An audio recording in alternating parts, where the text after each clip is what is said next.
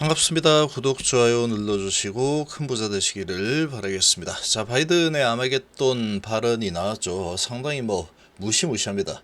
이제 인류는 다 끝장나는 세계 마지막 전쟁, 이런 발언까지 나왔는데, 지금 이 발언이 나온 이후에 백악관과 펜타곤에서의 평가는 징후 없다, 아직 징후 없다, 이렇게 평가를 하고 있죠. 자, 그러나 지금 환경적으로 봤을 때 주식시장을 둘러싼 환경으로만 딱 바라보면은 모든 게 악재투성이죠. 북한은 또 미사일 도발을 했습니다. 자, 그리고 미증시는 급락을 했죠. 모든 상황이 거의 좋지 않죠. 지금 이 호사다마의 상황이다, 이렇게도 좀 볼 수가 있겠습니다. 이 좋은 일이 일어나기 전에는 이런저런 방해가 되는 일들이 많이 나타나게 또 되어 있죠. 자, HLB는 이제 4개의 날개를 펼칠 상황이 아주 더 빠르게 진행이 되고 있을 뿐이다, 이렇게 또 해석을 할 수가 있습니다. 나쁜 일들이 계속 되고 있는 그런 환경이지만 좋은 일이 일어나기 위해서 이런 환경이 나타나고 있구나, 이렇게도 좀 볼 수가 있겠죠. 자, 백악관 펜타곤은 푸틴 핵 사용 임박 징후 없다, 이렇게 보고 있죠. 바이든 아마겟돈 발언 후에 이런 평가를 내렸습니다. 전략적 억지 태세 변경할 정보가 없다. 푸틴 핵 위협 무모하고 무책임하다. 계속 감시를 하겠다. 자, 경고가 나왔는데 백악관은 러시아의 핵무기 사용 위협이 임박했다는 징후는 없다라고 거듭 밝히고 있죠. 자, 이게 언제 만약에 쏜다 그러면 쏠 수도 있겠지만 과연 언제 쏠까? 만약에 진짜 쏜다면 그럼 알 수가 없는 거죠. 근데 이렇게 쏠 수도 있어 라고 이야기를 하고 있는데, 그런 사용 위협에 대한 징후는 아직까지는 없는 상황이죠. 자, 바이든 대통령의 아마겟돈 발언 후에 임박한 위협이 있느냐라는 질문에 우리는 푸틴에 겁을 먹지 않을 것이다. 우리는 전략적 핵태세를 조정할 이유를 찾지를 못했고 러시아가 즉각 핵무기를 사용할 준비를 하고 있다는 징후도 보이지 않는다 라고 밝히고 있죠. 아마겟돈 언급한 것에 대해서는 대통령의 언급은 매우 일관적이었다. 유엔 총회에서 핵무기 사용 위협에 대한 우려를 말을 했고, 지난 몇 주 동안에 그렇게 계속 얘기를 한 상황이고, 국가안보 보좌관에게 우리가 얼마나 심각하게 받아들이고 있는지 들었을 것이다. 그리고 그것이 대통령이 말을 한 것이다 라고 표현을 하고 있죠.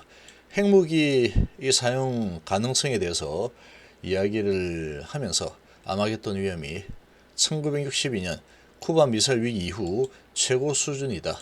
푸틴 대통령이 전술 핵무기나 생화학 무기 사용에 대해서 이야기하는 것은 농담이 아니다 라고 지금 보고 있죠. 이 전쟁에 책임 있는 국가는 오직 하나죠. 이거는 빼박입니다. 무조건이죠. 러시아뿐입니다. 러시아죠. 이거는 무조건 러시아다. 그들이 분쟁을 일으켰고 푸틴 대통령만이 오늘날 이 갈등을 멈출 수 있다. 자, 러시아의 핵 수사는 무모하고 무책임했고 쿠바 미사일 위기에서 배운 것이 있다면 그것은 핵 위험을 줄이고 그것을 휘두르지 않는 것의 가치다. 이런 식으로 발언을 했습니다. 이제 푸틴 대통령이 핵무기 사용 결정을 내렸다고 평가하지는 않는다. 미국은 전략적 억제 태세를 바꿀 만한 정보를 갖고 있지 않은 상황이다. 핵무력 시위가 무모하고 무책임하다는 사실을 강조를 하고 있죠. 미국은 계속해서 위협에 대해서 매우 심각하게 받아들이고 있고 계속 상황을 감시를 하겠다, 이런 또 성명을 내놨죠. 자, 이런 또 소식이 나왔는데 지금 상황은 다 비슷합니다. 주가가 지난주에 한 3% 정도 오를 때도 있었죠. 3% 올랐을 때나 3% 내렸을 때나 지금 상황이나 지금 러시아에 대한 환경은 똑같습니다. 똑같다. 시장은 러시아 핵 사용 위험 이 부분은 동일한 상황에서도 3%를 올릴 수도 있고 3%를 내릴 수도 있구나 라는 거죠. 그렇게 이해를 하는 게 좋습니다. 이 상황에서도 얼마든지 또 올릴 수 있죠. 지금 3%가 내려간 부분은 올라간 부분은 둘 다 경제지표에 대한 우려 때문이지 이런 러시아 핵 위협 이런 부분 때문에 주가가 움직인 부분은 아니다라는 겁니다. 그래서 이런 전반적인 부분이 동시다발적으로 아주 위협적으로 다가오게 되면 이 사람이 흔들릴 수밖에 없죠. 당연히 심리가. 야, 이거 이 상황이 주가가 저렇게 빠졌고 빠진 이유를 보면은 너무 미국 경제가 너무 탄탄하죠. 고용 상황이 너무나 탄탄하다. 그래서 금리를 계속해서 많이 올릴 것 같아. 그러면 기업의 실적은 나빠지겠지. 가동률을 뭐 줄 수밖에 없어.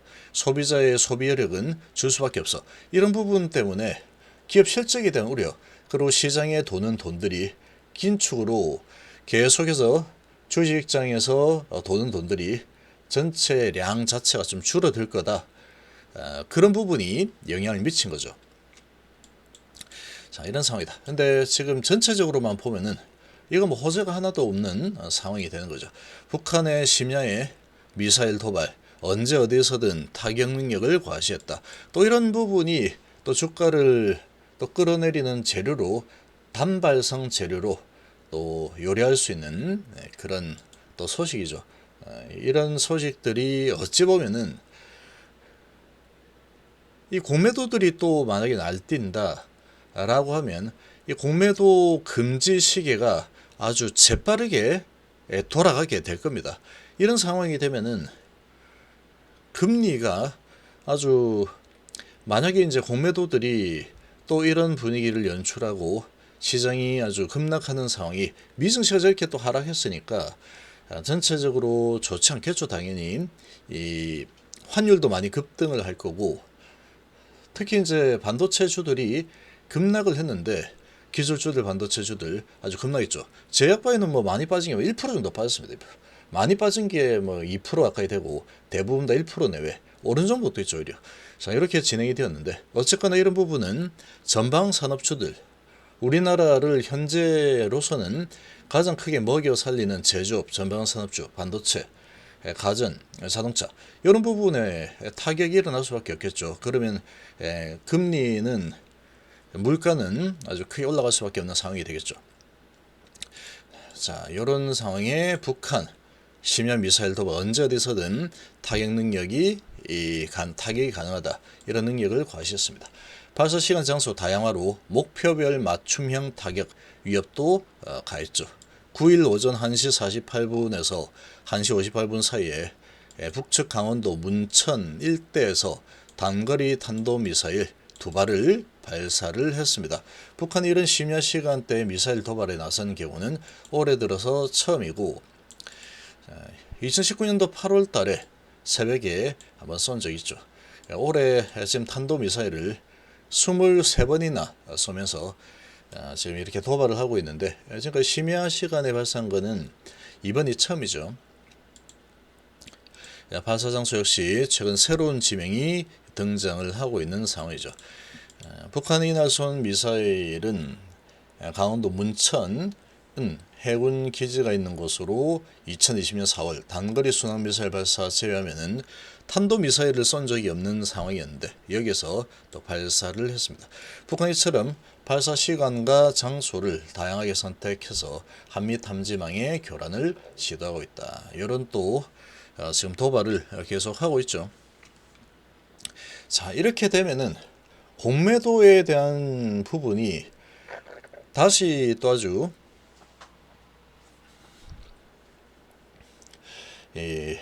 수면 위로 강력하게 솟아오를 수밖에 없는 상황이 되죠.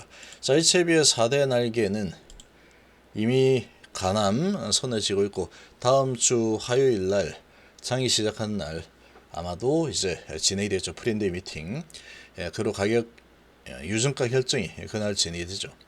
확정이 되고, 1차 유증가가 확정이 됩니다. 자, 그리고 ITR 1000에 대한 데이터, 이제 뭐 탑라인 결과 발표, 아마도 이번 주에, 다음 주에 발표할 가능성이 아주 큰 상황이다. 그렇게 보시고, 선당은 이제 이 혁신의약품 신청을 했죠. 신청을 하는 상황이고, 날개나. 그리고 마지막 공매도. 공매도 부분, 이제 이복현 금감원장은 쏠림 현상이 있으면 공매도 금지 적극 검토하겠다. 이런 이 발언을 했죠. 자, 금융위에서는 지금 말을 아낀 상황인데, 지금 이런 전체적인 분위기를 보면은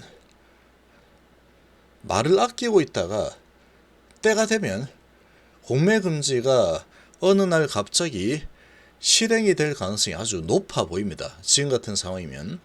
자, 이렇게 되면은 4개 날개가 완성이 되겠죠. 자, 이렇게 4개 날개가 완성이 되면 HLB는 뭐 어찌 보면 노아의 방주 같은 그런 역할을 할 가능성이 너무나도 높은 상황이다. 이렇게 볼 수가 있겠습니다.